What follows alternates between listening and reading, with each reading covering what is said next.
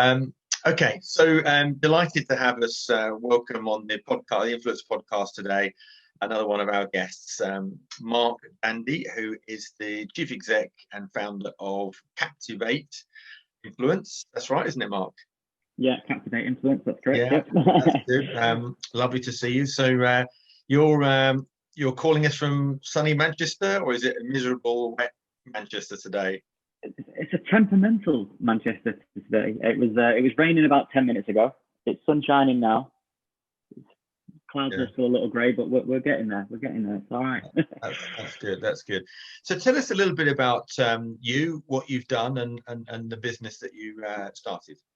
Yeah, so Captivate Influence is set up as a specialist social media and influence marketing agency. So we specialize in working with influencers to help brands, I guess, perform better on social, create better content, create more engaging content, and then also reach and engage wider audiences. So quite a lot of the things that we do is working with influencers to create that content. And then we also work directly with the brands to help them with their social content strategy to help them create better content in-house as well. Okay. And how old is the business? How long did you start it? We kicked the business off in July last year. So we're just coming up to nearly that year and a half, 18-month mark. So yeah, it's still pretty new. Still in that startup mentality, I guess. But I've been in the industry now for about 5 years, so I've been working with influencers for quite a long time, and through that we've seen kind of the rise of influencer marketing from what used to be just celebrities posting on social to then I guess more regular well-known influencers that had a huge reach to then micro influencers, now nano influencers, and then whatever comes next.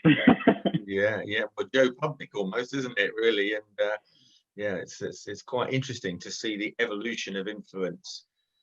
So let's tell it. The purpose of today's show is really just to talk a little bit about what it costs to run an influencer campaign, and particularly what it might cost to work with an influencer. Some people that have never done this before, I just haven't got a clue on what that is. So what I'm keen to get an idea from you is have you taken with budgeting for influencer marketing campaign and giving brands an idea of what something might cost? So one of the first things that we look at is obviously kind of like what platform it is that you're looking to operate on. So like, is it YouTube, is it Instagram, is it TikTok? And then working out roughly what the brand is looking to achieve from that. So are you looking for just awareness and views and trying to get eyeballs on your content, or are you looking for more in-depth conversations and engagement? Is it about conversation with a particular niche audience that you're trying to attract? You then might also be looking at, is a brand trying to just grow their social reach? And all of those different things factor into what type of strategy we would look to work with that brand on. Then when you're looking to work with influencers, there are various ways, and there is expensive ways that you can work with influencers, and there's inexpensive ways. And usually it will depend on, I guess, your brand profile as to how well known you are within the market anyway, as to if influencers are likely to know who you are, and are they more then susceptible to working with you because you're more of a well-known brand, and they're interested in working with you because they'd like to be associated with you. And some of that can be working on a gifting basis, which is obviously relatively inexpensive. You're just sending products out to influencers to test and try and give your feedback. And in some cases, you can be lucky and they'll start creating content for you because they're just really impressed with the product or service that you have. And sometimes it depends on how you, when you say value in terms of whether a campaign is expensive or not, is that you have to put a value on your time as a brand and as a team, that when you're looking to work with influencers, and a lot of your, let's say, investment is done upfront in terms of making I guess, relationships with these influencers and trying to get to know them and understand them and learn a little bit more about them and build that relationship up. To which then, when it does come round to the time when you're actually looking to engage a campaign, they are then more likely to create content for you if it's a gift, or go the extra mile on a paid campaign, or make sure that there's extra deliverables in there that is obviously a benefit to you and also a benefit to them. And that can come in various different shapes and sizes. We always try and look at how a brand can track ROI, and that will be based on cost per views, cost per engagement, cost per 1,000 impressions, and then also looking at conversion and whether influencers have actually managed to convert into sales and what that's then generated and so on. So obviously it really depends on what the brand is looking to achieve from the off as to what you would then track as ROI. But there are various ways of setting up a campaign for whatever your budget is. I've worked on influencer campaigns with as little as £500, and I've worked on influencer campaigns that have been over $1 million. So it's wow. Quite expensive, yeah, sometimes. But depending on how you would look at that, did the brand achieve its objectives? Yes, and so therefore it was a campaign worth doing.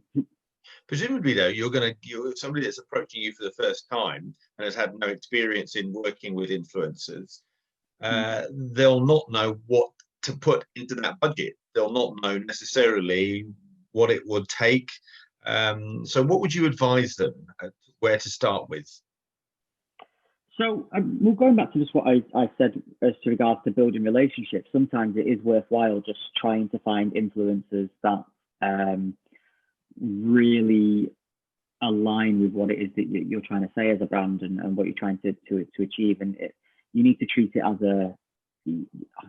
the way I describe it, and it's always an interesting one, is that influencers are sometimes treated as a bit of a billboard or as a media buy. But one of the closest things that I see influencers as is it's almost like recruiting someone to work for you. It's like having a conversation salesperson, like having a salesperson. Or something. Yeah. And within that, there's obviously going to be a point where you can look through as many CVs as you want, and you can start saying, oh well, that CV has got a degree on it and this one hasn't, and so on. And you can start filtering through depending on what specific kind of things you're looking for. But then at some point, you're going to have a conversation with that person. You're going to have to sit down. You're going to have to talk and see whether your viewpoints are aligned, whether they've bought into that that role that you're looking for them to do, and whether it's something that you think is going to work well within you and your team. And a lot of that investment is done up front with influencers, is really trying to find that right fit.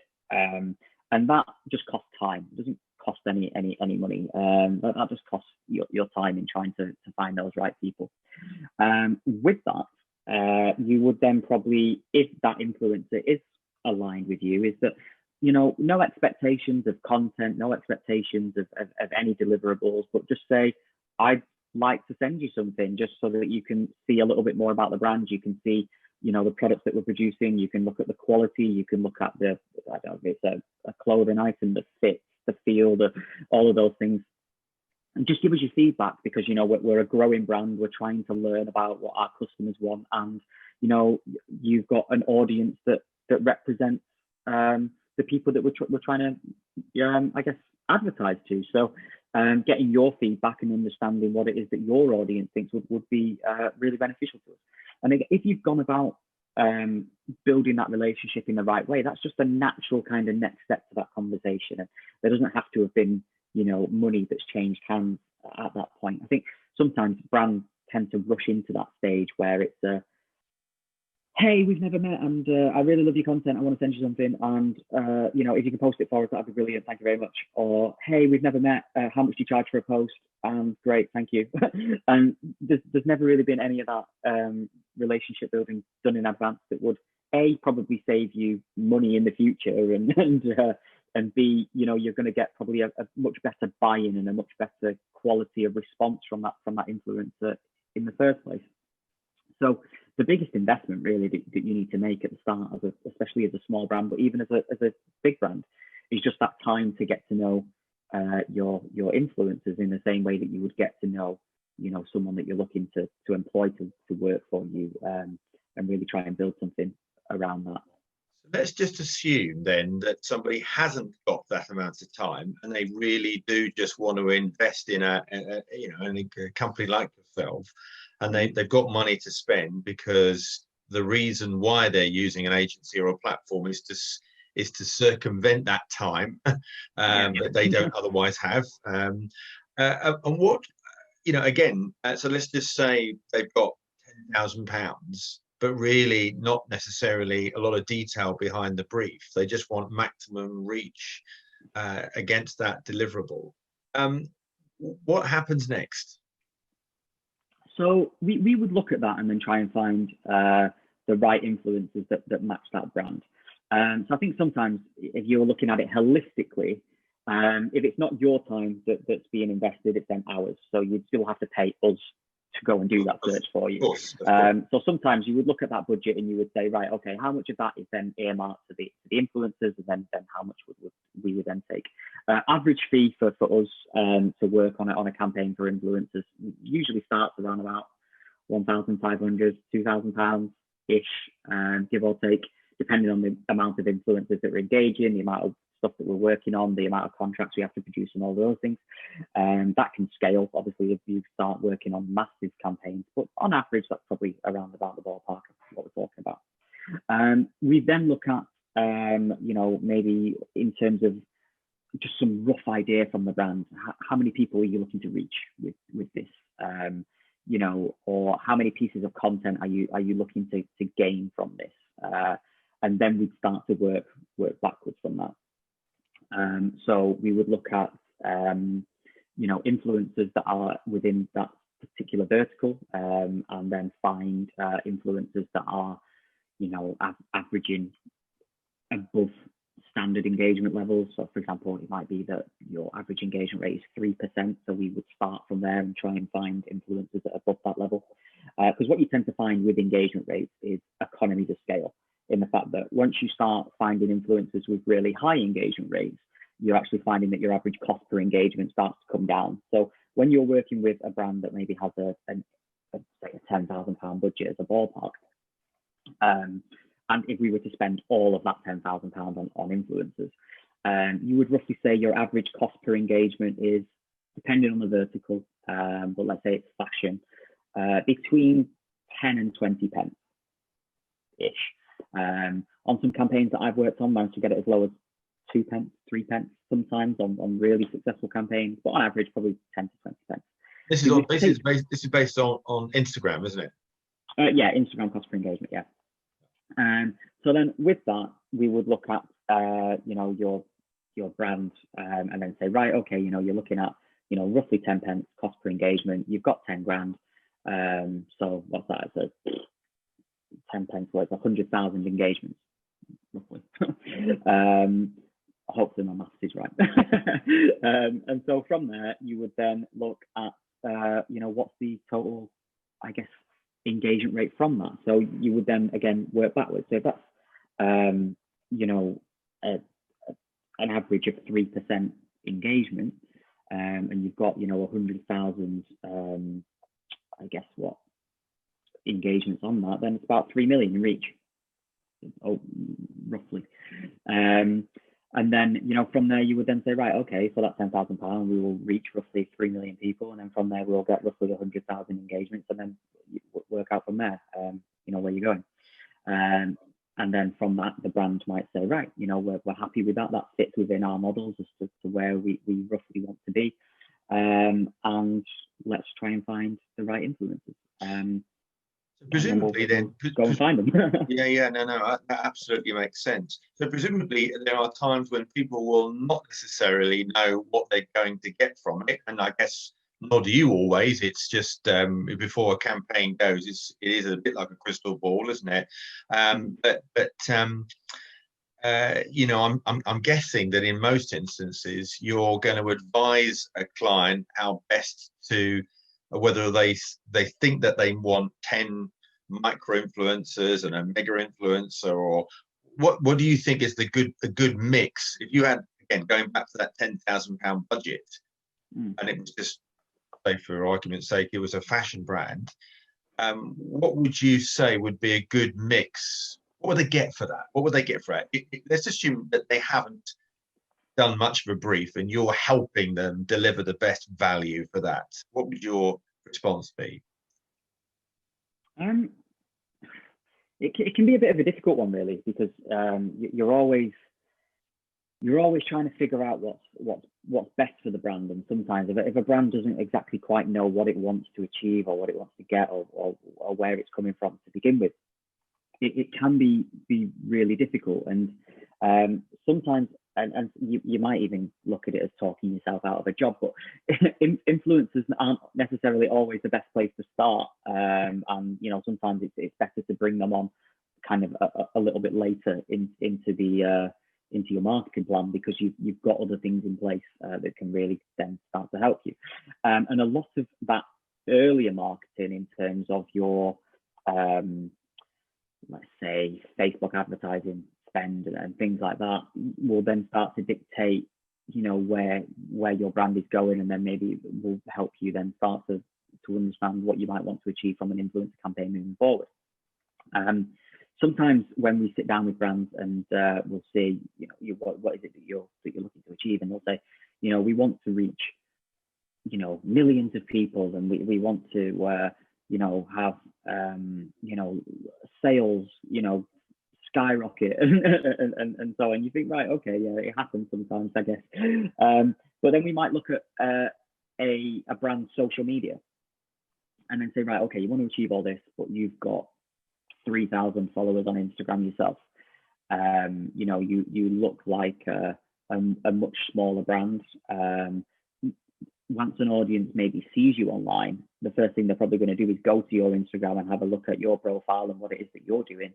And then, see, quite a small brand, and that can be their very first touch point of you, having seen the influencer and then, clicking through to you. So then from there, we might look at, what content is a brand putting out themselves? How are they sharing content? And then we might say, right, okay, maybe let's just park the let's go massive kind of range. And then, maybe let's start working with much smaller influencers to get you as much content as possible, to start filling out your own Instagram with, lifestyle imagery that people can relate to and can see, something that they're going to resonate with when they land on your page. And then ultimately that should then start helping you grow your own followers, and then start, to build a more, I guess, I don't want to say legitimate, because that is maybe an unfair word, but I guess in some people's eyes, there's always social proofing in terms of looking at a brand on social, and then I guess being drawn in by a big follower number, because it's social proofing that other people are interested in this brand and so on. So I guess it does in some ways make you a more legitimate proposition to a new audience if your content is right, and that you've got a really good content range, and that it's exactly what they're looking for to then maybe then go on and engage and follow you and so on. So we might look at that to start off with, and that might be not what the brand came to us for. It might be a case of they wanted to suddenly start driving traffic to their website and everything, and growing their sales, and then we're not quite at that level yet, and we want to do some smaller testing. It may be that they do a lot of content that's shot in-house, and it's e-com content, for example. And we know through lots of user testing that when someone sees a Facebook ad, for example, they're much more likely to click and engage if it's user-generated content than it is if it's shot in an e-com sense. So it might be a case where we do a very small test where we work with a few influencers to say, can you just take some content for us? We really want to use that imagery in our paid media, and then just do some small testing on that. Look at that as a starting off. And I think some people would look at just using influencers as, a mouthpiece for the brand to put that audience out there. Amplification. Yeah. Whereas what we're now seeing more is that content creation side of things, and then how, that will give you options more on a creative sense to use influencers there. And that can now be quite a new touch point for brands to get in at a more cost effective, what I'd say maybe lower level, where they can just experiment with a few things and then start to build up from there. So that's sometimes where we start, is that you don't necessarily get a clear brief, and we'll then look at where they are, what it is in their funnel, and sometimes it can be as basic as their website is really slow loading, and so like an influencer could come in and send hundreds of clicks to the website into traffic, but then it never converts. And then the brand might be saying, well, these influencers are rubbish, nobody bought anything. It's like, actually, they did their job. They sent traffic to your website. You didn't convert it. It's not an influencer's job to convert that traffic. Once it gets there, that's your job. And then maybe sitting down with the brand and saying, look, this isn't a job for us yet. Like, you're not quite prepared to be there. Let's work on some other things. And we're not a web design agency or anything like that, but maybe we can help you, put you in touch with a few people that can help you out in that respect. And sometimes the conversation doesn't go as easy as kind of like A to B to C. It's A and then Z and then there's lots of variables, isn't there? Yeah. I mean, what's it like? And then presumably, then when you're looking to acquire and work with influencers, they're all at different rates.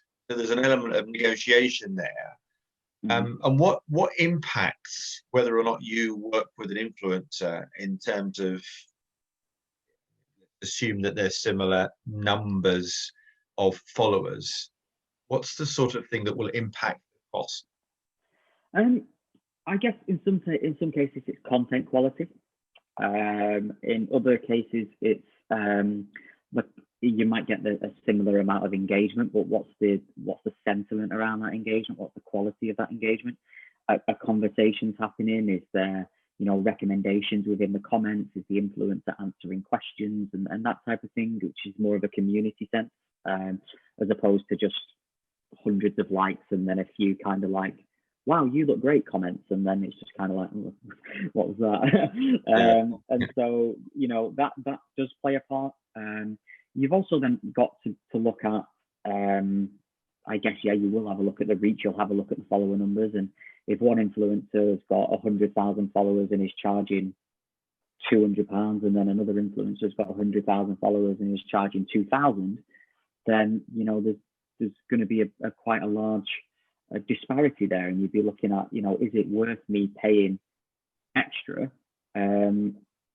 depending on those other factors? Is the quality of content good? Is the quality of engagement good? Is that where that extra cost is? And in some cases, it may be true, and it might actually be worthwhile investing in that quality. And then in some cases, there isn't that much difference, and it's just that people just have very, very different valuations on the their own worth and what their time is worth and what it is that they want to get involved in. So we have to navigate that as best we can, and obviously as well as type of agency we don't manage talent, so we're not obligated to get good rates for talent or anything like that. We work for the brand, so it's always the brand's interest that we have at heart to make sure that we get the best possible price for them.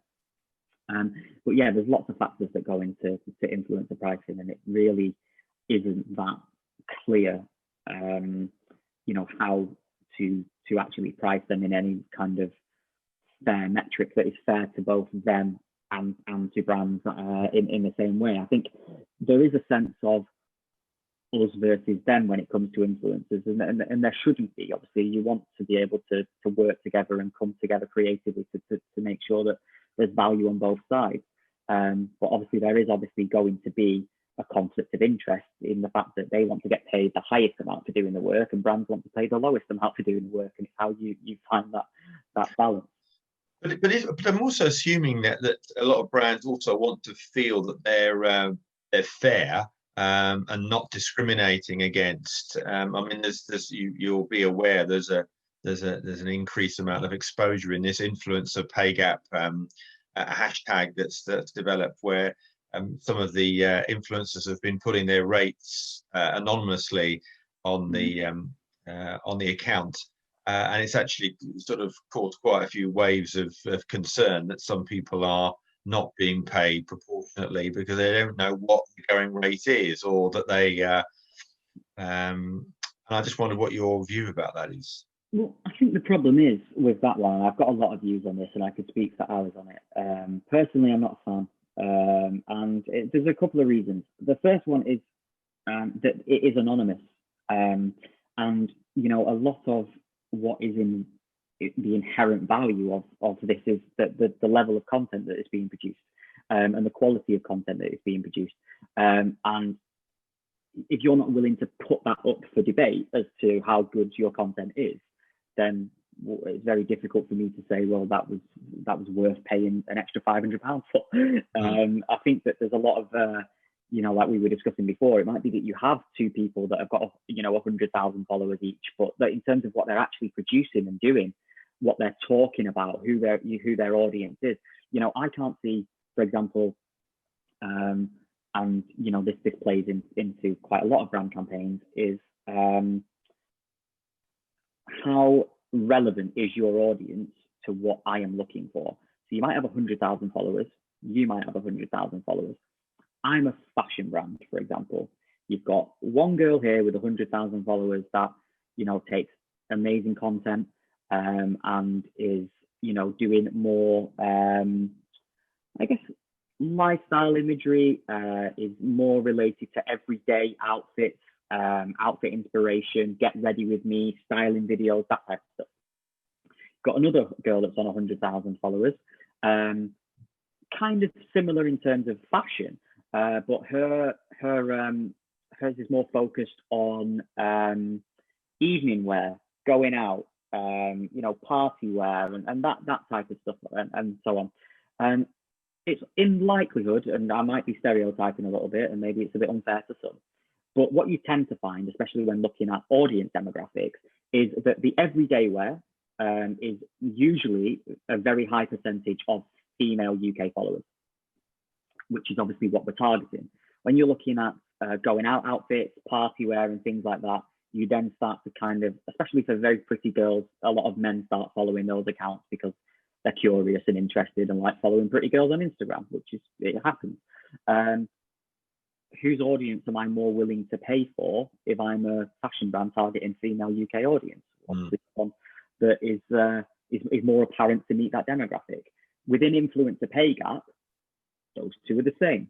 I can't judge on content, I can't judge on audience, I can't judge on quality of engagement. So I think all of the conversations around that is a little bit of a dud when you're not really putting your content out there for debate. And then, secondly, I think that it doesn't always work in everyone's favor when, everybody is discussing their rates. I think sometimes that is personal to you as to what it is that you're willing to do. And, yes, in some ways there maybe should be a little bit more of transparency in terms of where the rates are. I think that should probably more come from the brand side, in terms of them maybe putting out what it is that they think some content is worth or engagement is worth, and so on. But then the problem is that every single brand will value that differently, and so you're never really even going to get consensus on the brand side. But usually in any work environment, I wouldn't walk into an office and say, I get paid this much, how much do you get paid? How much do you get paid? How much do you get paid? And in some cases, I mean, the only thing I was just going to say, just to add to what you said, is that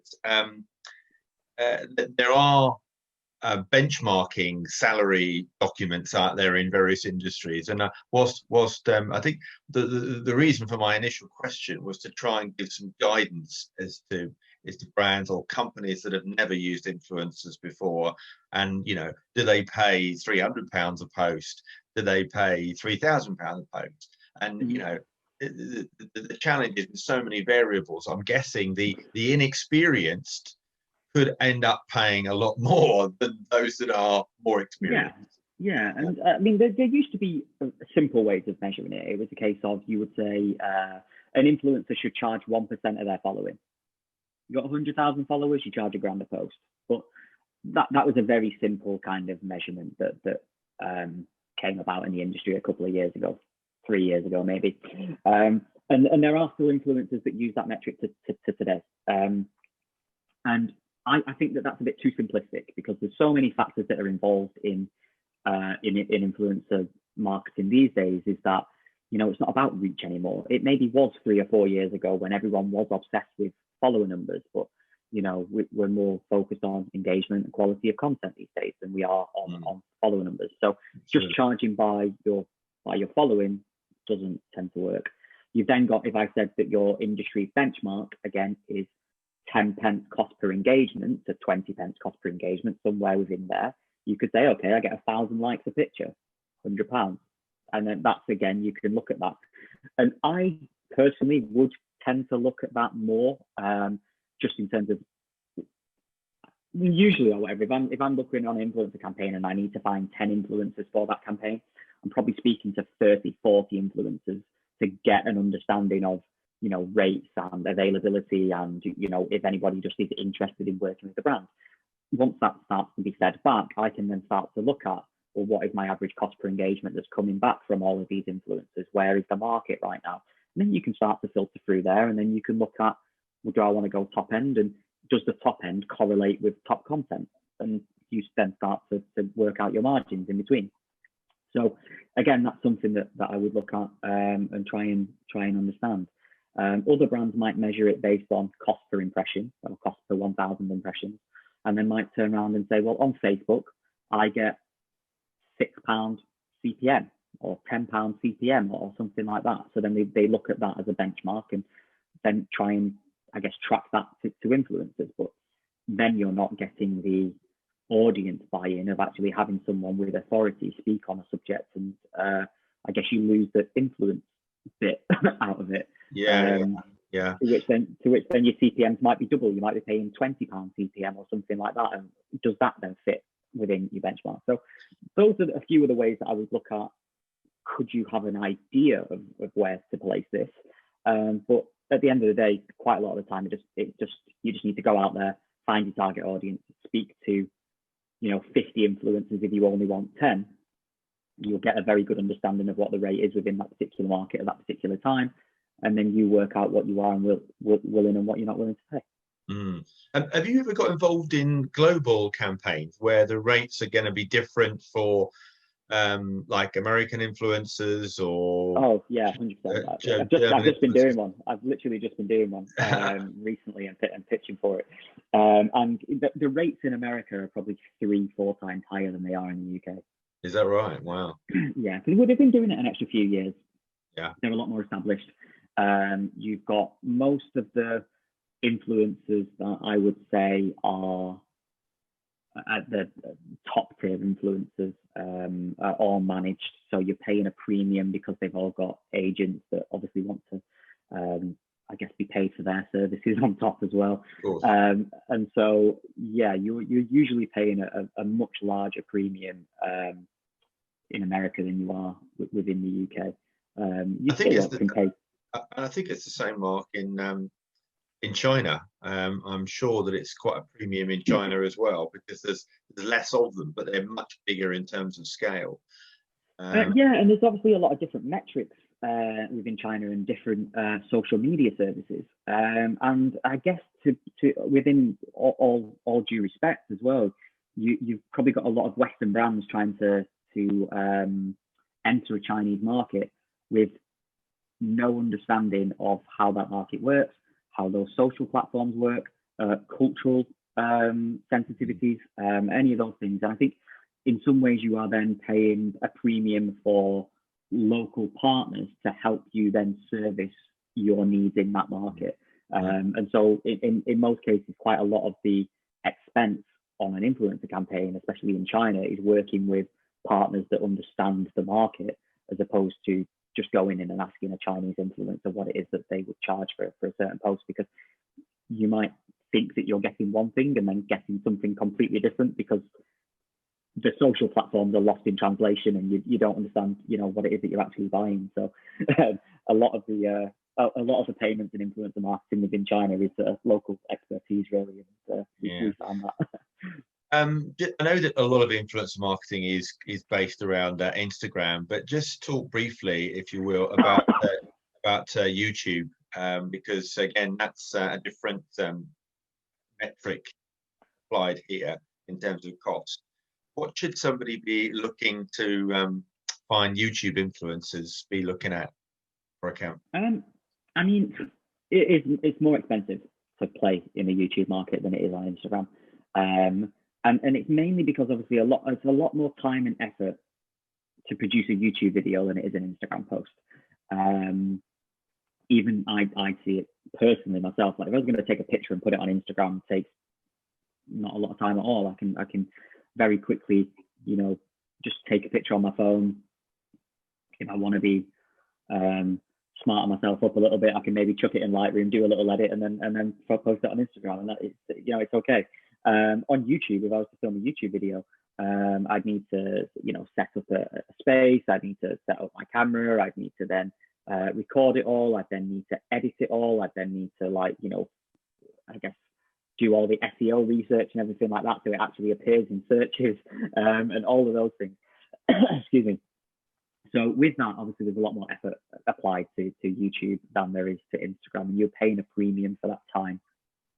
A lot of the time as well, when you're looking to work with YouTubers, it tends to be more at a premium scale for that level of content. So not only are you then paying for all of that content to be produced, but you're then paying for it to be produced at a significantly higher level than you would be. And the influencers that are performing to that level have invested in extra equipment to help them do that. And again, you're paying maybe a premium for better cameras, better lighting, better, like all of these things that these people have invested in to then create that content on your behalf. So that is factored in as well. And then again, as mentioned before, depending on the industry that you're working in, if you're looking at fashion, lifestyle, beauty, your cost per view is probably hypothetically 4 or 5 pence, maybe roughly. If you're looking at like family, mummy bloggers, travel, that type of thing, which is a little bit more niche, probably 9, 10, 11 pence cost per view. So it's not a case of, well, they've got 100,000 subscribers, it's going to be X. It can vary quite wildly within that spectrum. So on that front, you mentioned sort of niche. That's where you can create a lot of value. And sometimes when you look at somebody's audience that might be significantly lower, but it's got a really tight niche, it could be it could be quite expensive. But of course, if you've got a brand that fits ideally with that influencer, then it's worth paying for, I guess. Yeah, I mean, like for example, I don't know, if you're a brand that makes top level fishing rods, it's likely that you're not going to find hundreds of thousands of top level fishing influencers. Whereas, and the top person in that market, or hypothetically, I don't know. I mean, the top in fishing, I mean, it is a little bit more competitive. But your top people might start at 100,000 rather than starting at 1 million, 5 million, 10 million. They might be within that range. But what you're getting from that point is someone that is an expert in their field, is an authority on what they do. So, if you're looking for someone to give you, fishing tips or equipment tips or something like that, you're probably going to look for someone in that vertical, as opposed to a standard lifestyle influencer that decided to go on a fishing trip one weekend and vlog the opportunity. If I'm a fishing brand, the vast majority of people that might follow that lifestyle influencer occasionally might go, oh, actually, yeah, I do fancy a fishing trip. That'll be nice, but they're not going to invest $4,000 in a fishing rod to do it. They'll pop along or whatever, and they might be more interested in the location than they are the equipment. Whereas if you're following a top level, influencer that is absolutely dominant at fishing, you're obviously going to be a lot more interested in what equipment that they're using at the time. I look at it at the moment where, and I do hate it a little bit that I'm susceptible to my own industry, but I'm in the market at the moment for upgrading some of my own camera equipment. I'm taking photography a lot more seriously and creating video content a lot more seriously, and I'm looking at camera lenses and things like that. I'm at the moment, in doing my research, I'm looking at some of the top photographers and videographers like on YouTube at the moment for lens kit, like examples, or camera examples, or what settings are they using on their cameras, what editing software are they using to get this style of content that they're creating, because I've got an interest in that market. Like, I'm not so susceptible at seeing someone wearing a nice outfit on Instagram and being like, oh, I like that jacket, I'll buy that. But in terms of the long-term kind of research, in terms of high-level purchases, if I'm going to spend £1,000 on a new camera, you can bet your bottom dollar that I've watched 30 YouTube videos all around that camera from various sources to find out what the consensus is. And, you know, that's a much more in-depth, I guess, experience of understanding more about a product or a service or something like that through working with influencers on YouTube, because it's a much more lengthy, I guess, buying process from watching a 15-minute video than liking an Instagram picture. And again, that's, I think, why there's obviously a premium to paying for that on YouTube. Also, just to point out as well, is that on Instagram, your average lifetime of a post is around about 12 hours. 90% of the people that will see an Instagram post have probably seen it within the 12, 15 hour window. YouTube is forever. As long as that video goes there, it's evergreen content. So I can go in and I can search for something, and a video might pop up from 2 years ago. If it's relevant, it's relevant. And you know, that content is constantly being fed to me. So a lot of brands, I think, sometimes can be a little bit impatient and say like, oh, what were the results of our YouTube campaign in the first 2 weeks? And then you might look at it a year later and be like, you do realize that like that campaign's now had an extra 1 million views since that 2 week period that we reported on it. But it's just onto the next. There's so much long-term value in YouTube, which is worth investing in. But for smaller brands, I wouldn't always recommend it to start off with, because the buy-in is considerably higher. If you were looking at you know, doing a very small level Instagram campaign to test, you could do that with £1,000. If you were looking at doing, you know, a small level kind of YouTube campaign to test, I probably wouldn't even recommend it unless you have £5,000 plus. It'd just be a waste of time, because you're not going to get enough data. You might pay one YouTuber £1,000 and make more than that back. That's perfectly feasible. But in terms of being able to have enough data to understand what it is that you're working with, spot trends, and then be able to analyze and repeat, you would struggle to do that unless you were constantly reinvesting that budget over time. Right, super. Well, it's been an absolute pleasure having a chat with you today about the impact of influencer pricing and all the facets that are involved with it. And yeah, so we'll catch up again soon. And for now, thank you very much, Mark from Captivate Influence. Thank you very much for having me. It's been a pleasure.